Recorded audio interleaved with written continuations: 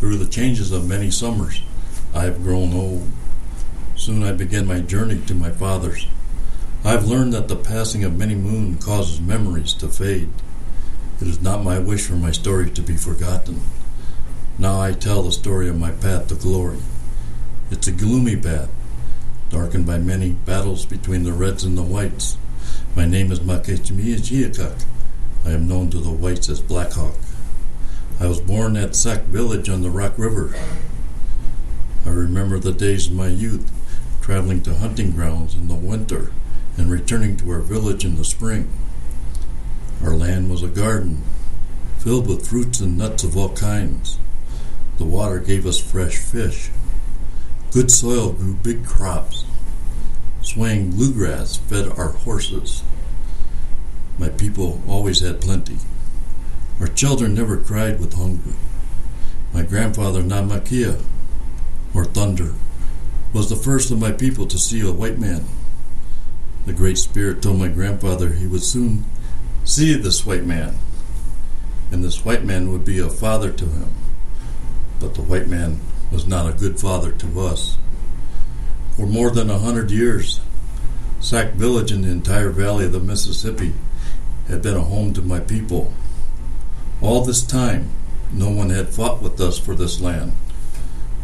One spring, we returned to our village after our winter hunt to find several families of whites living in our village. They destroyed some of our lodges and were fighting over how to divide our cornfields. What right had these people to take the village and fields given to us by the Great Spirit? They forced us to leave our land. I wanted to get it back from my people. We marched up the river ready for battle. We showed ourselves to be braves with the small skirmishes with the white man. But we were worn out from the travel and from the struggle to find food.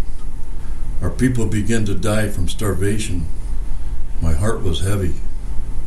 The British had not joined us as they had promised. Neighboring tribes failed to help us. My people would perish if we kept fighting. I began to retreat, but we were overtaken by the army of whites while trying to cross the Mississippi River. We tried to surrender, but the whites paid no attention. Our braves fought until they were killed. The women tried to escape to the other side of the river, swimming with their children on their backs.